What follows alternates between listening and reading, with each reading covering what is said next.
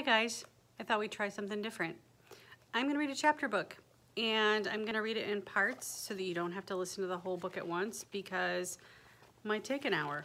I don't know, we'll have to see how long it takes to get through this one. So I'm gonna record it in different sections and I'll label them so that you know which section you're listening to. So if you don't watch them all in one day, you can go back and listen to the rest of the book, okay? So this book is called The Best of Iggy by Annie Barrows, and she also writes the Ivy and Bean series. This is her newer one. We're gonna try this because I haven't read it yet, and I like to read new things. So that's what we're doing. What do you think about that? So here we go with The Best of Iggy. And I'm gonna read it like this, but I'll turn it around and show you when there's pictures for you, okay? Chapter 1. Things we wish we hadn't done. All of us do things we wish we hadn't done. Sometimes we say we wish we hadn't done a thing when what we really wish is that we hadn't gotten in trouble for it. Other times we wish we hadn't done quite as much of the thing as we did. But once in a while, not very often, we wish we had not done the thing at all. We wish it could be erased. We wish we had never thought of it. We wish we could go back in time and not do it. But we can't because we aren't magic. This is not a book about magic. This is a book about a boy named Iggy. You probably want to know why he was named Iggy, but I'm talking about something else right now. Iggy is what we call the hero of this book. Does that mean he's polite and nice and plays the cello and reads for at least half an hour before bedtime? No. Iggy is the hero of this book because he's the one who does all the things in it. All the things he does in this book are bad. Every last one of them. It's really a shame you have to hear about such bad things. Nice children like you. You would never do these things, you say. Do you remember the beginning of this book? You should. It wasn't very long ago. Just in case you are paying no attention at all, here is the list. 3 types of things we wish we hadn't done. 1. Things we say we wish we hadn't done, but actually just wish we hadn't gotten in trouble for. 2. Things we wish we hadn't done quite as much as we did. 3, things we really completely wish we hadn't done. You probably noticed that this list goes from bad to worse. Number 1 is not so bad. We're a little sorry that we did it, but still it was fun. Number 2 is half bad, maybe even less than half. It wasn't ever a good idea, but it wouldn't have been so bad if we hadn't gone too far. We're sorry about going too far. Number 3 is the worst, completely bad. We feel awful when we think of it. We're very, very sorry. In this book, Iggy Frangie will do all 3 types of bad things. He will go through numbers 1, 2, and 3. That's what this book is about, bad things Iggy did. You will also learn an important idea called extenuating circumstances, but not right now. Right now, I think it's time you meet Iggy. He's in his room. He's going to be in his room for quite a long while. He's going to get pretty bored. Some kids have computers or even TVs in their rooms, but not Iggy. Iggy's parents believe in screen-free kids. Iggy has tried to explain their lives would be better if they let him have a computer in his room because then he'd be too busy to do anything bad. Their answer to this was too complicated to go into. Basically, they said, forget it. But now, Iggy, here he is. Here's his parents yelling at him. Yes, that's him. He's 9. He has brown hair. He's lying face down on his old hairy rug. He has to stay in his room until dinner time. It's 2:30 in the afternoon. That means he has 4 hours to go. This is his punishment. Part of it, anyway. He's also getting no dessert for a week. Plus no allowance next month. Plus he has to write an apology letter. He's supposed to be writing it right now. Poor Iggy. Is he lying face down on the rug feeling bad about himself? No. Iggy is lying face down on the rug laughing. Chapter 2. The Wonderful Boy. Not Iggy. So here's the picture of someone else. I think we're about to meet them. Iggy Frangie is laughing. He can't help it. He'd held it in for a very long time. He almost laughed way back that morning when Jeremy Grierson came through the front door with his mom. Why? Because the kid was wearing a scarf. A scarf!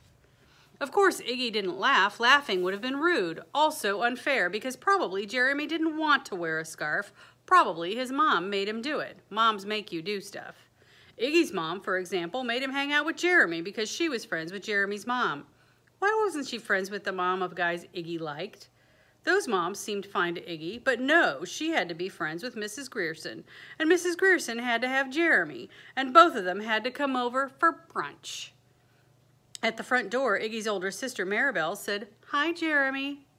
"Hi, Maribel," said Jeremy. There's a whole lot going on.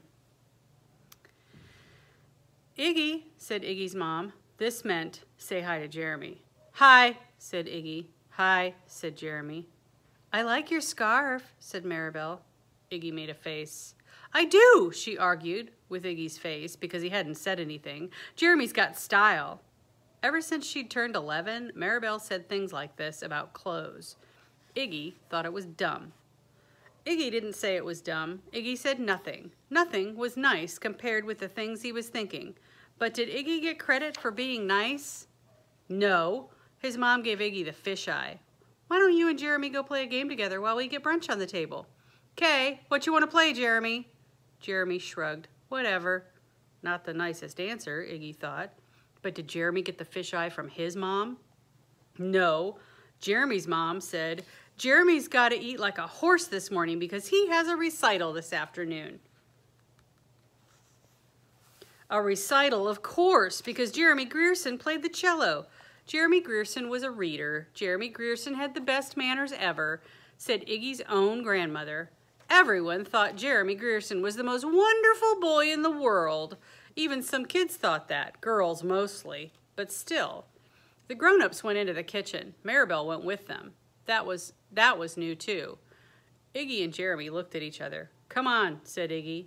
They walked toward the family room, and when they got there, Jeremy looked around. "Where's your computer?" Iggy did not feel like laughing at this point. "We don't have one in here." "Well, where is it? Aren't we going to play a game? Do you have Megalopolis? I have IX, which is 9. Iggy swallowed. "They don't let me." "What?" "They don't let me play computer games." They did actually let Iggy play computer games 1 hour a day, which he was not going to waste on Jeremy Grierson. Wow. Okay. Jeremy looked at Iggy in a certain way.